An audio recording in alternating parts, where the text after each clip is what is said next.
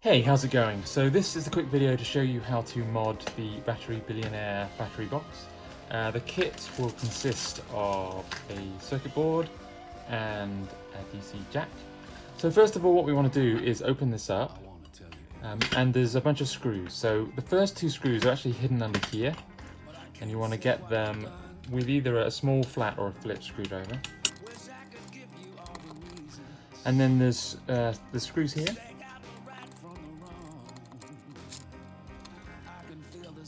So as you can see, we've got rid of 6 screws in the front and 2 screws hidden under here. And also there's a little magnet under here. And if you want to remove this magnet, and you can also use this magnet to stick all the screws to this way. So there should be 8 screws altogether. And we'll put this and set this aside. Now we want to take a spanner. You can either use the right size or an adjustable one. And we want to just carefully loosen this. And then we can do the rest by hand.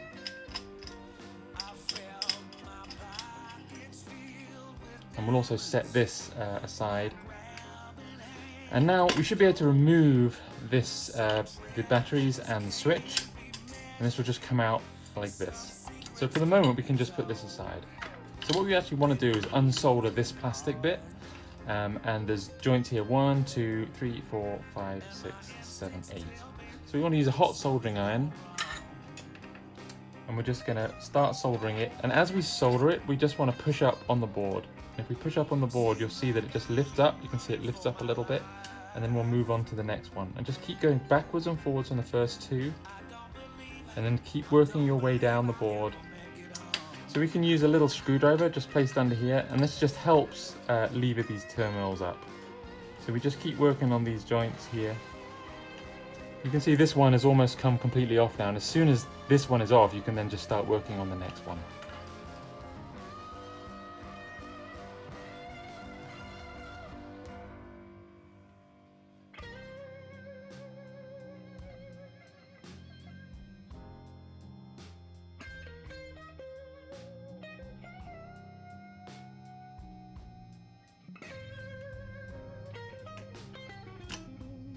And it's the last one. It's just the last one here. And then just pull the last one off like this. And we actually don't need this anymore, so we can just discard this. And then it's a good idea just to clean up these to make sure they're nice and clean, because we need to insert it onto the new circuit board.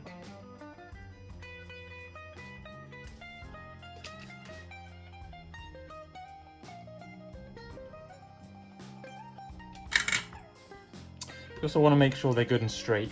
You can see some of them are a little bit bent. They need to go through the holes on the new board. We're going to take the new PCB and we're going to attach this in. You just want to make sure all of these go through the little holes on the PCB. And make sure everything fits through.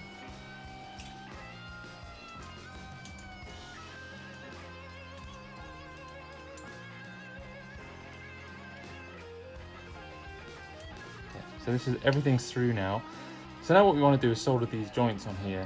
Just want to make sure that the circuit board is nice and flat and it's not like this or like this. Just have a finger on there and make sure it's flat. Take a little bit of solder. And I would start in the middle, because that first joint now will hold everything in place. So this is pretty easy. This is actually the fun bit.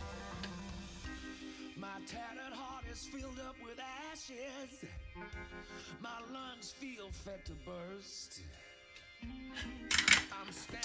Now you want to take a pair of snippers and just snip these off nice and close.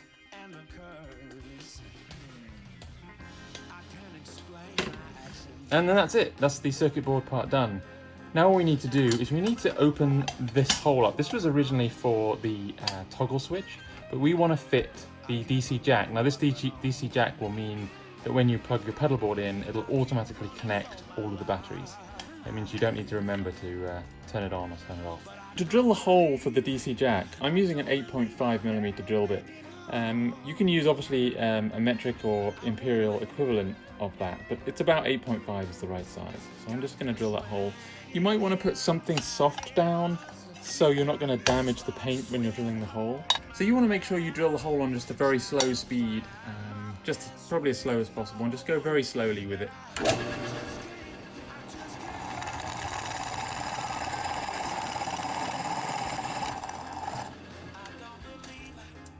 And what you want to do is now you want to use a larger drill bit, and so countersink it a little bit so this sits in a little deeper.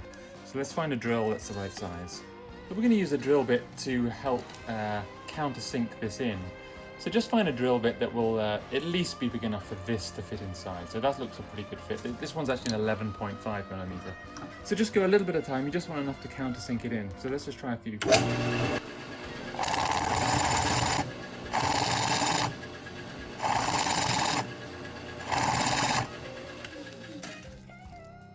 Cool, that should be perfect. So as you can see, it's just gone in enough to be able to put this in, and this will sit neatly inside. Okay, now what we want to do is open this back up, and we place the DC jack inside. We want to get the little nut that goes on here just to hold it tight. What we want to do is put the little DC jack into the side and put the washer on it, like this. You can just tighten it up. So you can see these little terminals on the DC jack.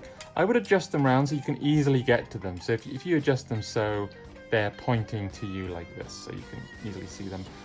So when you tighten the nut up, you can just push hard with the screwdriver and just tighten the nut so it's good and tight. You want to make sure there's no slippage on this DC jack. So before we solder anything up, just want to make sure that this fits in here okay. So it should fit in here, and these DC jacks should fit in pretty much flush. The main thing you want to check is that the bolts that we want to put the screws back into line up again. If you find that it doesn't fit, and I think it's just because sometimes these holes vary a little bit, so if it doesn't fit, just take a knife and it's very soft, this plastic, and just take down a little bit of the plastic on the sides until it does fit. Just take a bit down, just here and there, all around. Keep trying it until it fits. Now this now fits pretty good. You can see that it's pretty flush. You want to make sure that the screws line up, and then we're ready to solder. So what we want to do, in our little packet, we've got two little heat shrink bits of heat shrink tubing. We want to put these two little bits onto the wires, like this. Red wire will go to the longest terminal. It's a little bit difficult for me to film it at the same time as soldering. Okay, and the black one will go to the short one.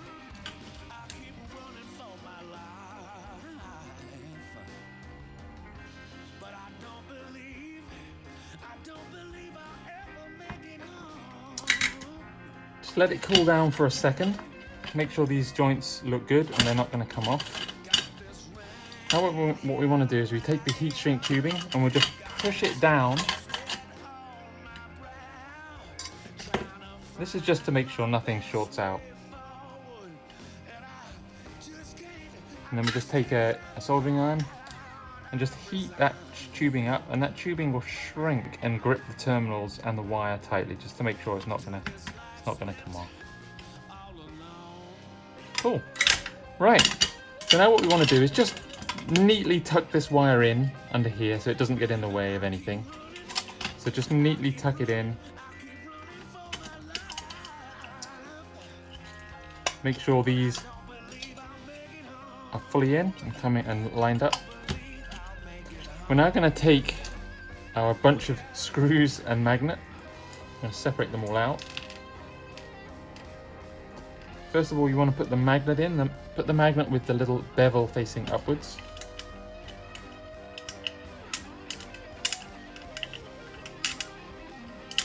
Like that, so it should fit in there nice and tight. So we'll start with putting a screw in the middle next to where the magnet is. It's a little difficult to get it in because the magnet wants to pull the screw around a little bit. But don't tighten any of the screws up yet, because as you put the screws in, it will all move around a little bit. So just get them just in, not too tight.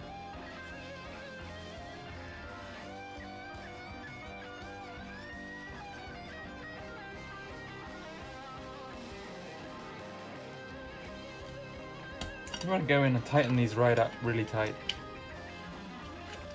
go ahead and tighten these ones up. There it is, the completed battery box. Now when you connect a DC power supply to here, it will automatically connect all the batteries to these outputs. And when you disconnect it, it'll turn them all off. It also means these are all isolated outputs. And it also means that the batteries are connected directly to your pedals. Before, this actually had components in between, which kind of negates the whole purpose of having a battery box where you have that raw battery sound where the batteries are connected directly to the pedal. So that's it. Any questions, let me know. Check nothing's loose. Thank you.